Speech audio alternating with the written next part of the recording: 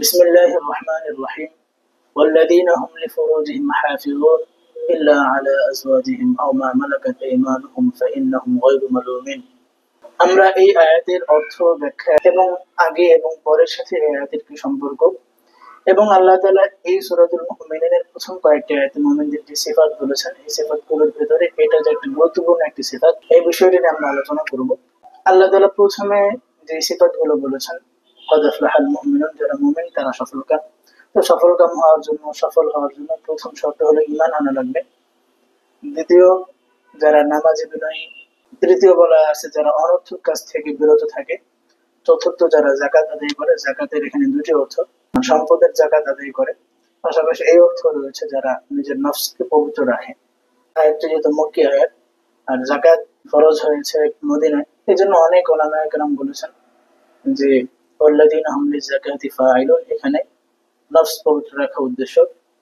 আর কেউ কেউ বলেছেন যাকাতের মূল যাকাত ফরজ ছিল মক্কায় থাকতে, পরিমাণ সহ মাকাদির এবং পরিমাণ সহ যাকাত ফরজ হয় মদিনা যাওয়ার পর। তো ওয়াল্লাযীনা হুম লিযাকাতি ফাঈলুন, এখানে সম্পদের যাকাত উদ্দেশ্য নেওয়া যায়। দুটি উদ্দেশ্য নেওয়া যায় এখানে, সম্পদের যাকাত এবং নফস পবিত্র রাখা দুটি উদ্দেশ্য নেওয়া যায়। এরপরের যে আয়াত ওয়াল্লাযীনা হুম লিফুরুজিহিম হাফিজুন, যারা তাদের লজ্জাস্থান হেফাজতে রাখে। এটা একটা বিশেষ গুণ মুমিনের, লজ্জাস্থান হেফাজতে রাখবে। হেফাজতে রাখবার অর্থ হলো এই না যে লজ্জাস্থান ব্যবহার করবে না, লজ্জাস্থান হেফাজত রাখবে মিনাল হারাম, হারাম থেকে। তাফসীরের কিতাবে স্পষ্ট লেখা আছে লজ্জাস্থান হেফাজত রাখবে হারাম থেকে। অনেকেই বুঝতে পারে লজ্জাস্থান হেফাজত রাখা মানে হলো সম্পর্কই কম করা, হালাল ভাবেও যেন কম হয়, বিষয়টা এমন না। হালাল ভাবে বিষয় হলে ভালো। এটা আল্লাহ রাসূল সাল্লাল্লাহু আলাইহি ওয়াসাল্লাম যেহেতু বলছেন তোমাদের স্ত্রীর মুখে খাবার তুলে দেওয়া সওয়াবের কাজ, অতএব স্ত্রীকে খাবার খাওয়ানো, তার পেছনে খরচ করা, তার সাধ্য অনুযায়ী খরচ করা যেমন সওয়াবের কাজ। ফি বুদাই আহাদিকুম সাদাকা, অতএব সাধ্য অনুযায়ী স্ত্রীর সাথে সম্পর্ক রাখা এটা ভালো কাজ। ওমর রাদিয়াল্লাহু তাআলা বলতেন ইন্নী লা উকরিহু নাফসি আলাল জিমা, আমি বাধ্য করতাম, আশা থাকতো সন্তান লাভের আশা, মুজাহিদ তৈরির আশা থাকতো। তো সওয়াবের কাজ। বিয়ে করা, একাধিক বিয়ে করা, স্ত্রীর সাথে থাকা কখনোই অনর্থক কাজ বলা যাবে না। অনর্থক কাজের ব্যাখ্যা হলো আদনা দরজার অনর্থক যে কাজ সেটা হলো এমন মুবাহ কাজ যেটা না করা উত্তম। অনর্থক কাজ থেকে বিরত থাকতে বলা হয়েছে আগের আয়াতে। অনর্থক কাজ থেকে বিরত না থাকলে সে অবশ্যই মোলামতের যোগ্য হবে। আর যেহেতু স্ত্রী এবং দাসীদের সাথে থাকা এটা কখনোই মোলামত যোগ্য না, বোঝা গেছে এটা অনর্থক কোনো কাজ না, এটা ভালো কাজ, সওয়াবের কাজ। সেই প্রসিদ্ধ যে হাদিস আতাজাওয়াজুন নিসা, আমি নামাজ পড়ি, ঘুমাই, রোজা রাখি এবং রোজা ভাঙি, এবং আতাজাওয়াজুন নিসা, আমি স্ত্রীগণদের সাথে থাকি, এটা ভালো কাজ। এখানে কেউ যদি তিরস্কার করে, তিরস্কার করা যাবে না।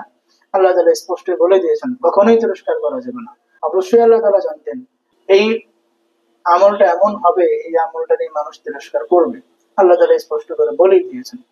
বলার তাকতিক, বলার ধরন অন্যভাবেও হইতে পারত। আল্লাহ তাআলা বলে দিয়েছেন এই আমল যারা করবে তাদেরকে তিরস্কার করা যাবে না। যারা তিরস্কার করো সাবধান থাকো, তিরস্কার করা যাবে না।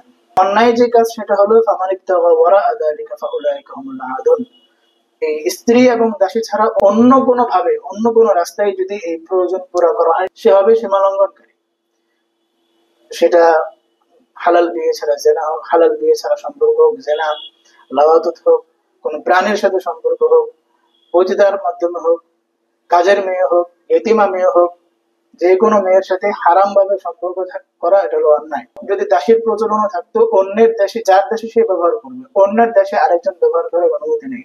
সে যদি টাকার বিনিময়ে দাসী ব্যবহার করে সেটাও অন্যায়। তো টাকার বিনিময়ে যদি স্বাধীন নারী ব্যবহার করে আরো মারাত্মক অন্যায়। হাত ব্যবহার করা এটাও অন্যায়। আমরা অন্যায় যত রাস্তা আছে সব আমাদের দেশে সহজ হয়ে গেছে, সব আমাদের দেশে চলতেছে।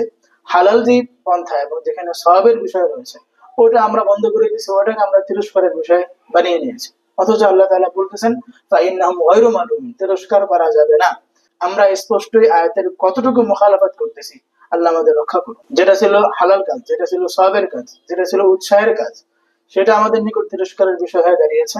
আল্লাহ তাআলা যেটাকে বলতেছেন ওয়াল্লাযীনা হুম লিফুরুজিহিম হাফিজুন, হাফিজুন মিনাল হারাম, হারাম থেকে লজ্জাস্থান হেফাজত করতে হবে। হালালে ব্যবহার করো, হালালে ব্যবহারের সওয়াব রয়েছে। ফি বুদুই আহাদিকুম সাদাকা, আমরা হারামটা ব্যবহার করতেছি, শয়তান আমাদের উপর চেপে বসেছে। শয়তানের ফাঁদ থেকে যেন আমরা রক্ষা পাই সেই মেহনত আমাদের করতে হবে, দোয়া করতে হবে আল্লাহ আমাদের সঠিক বুঝদান করুন, শয়তানের ফাঁদ থেকে আমাদের রক্ষা করুন। আমিন।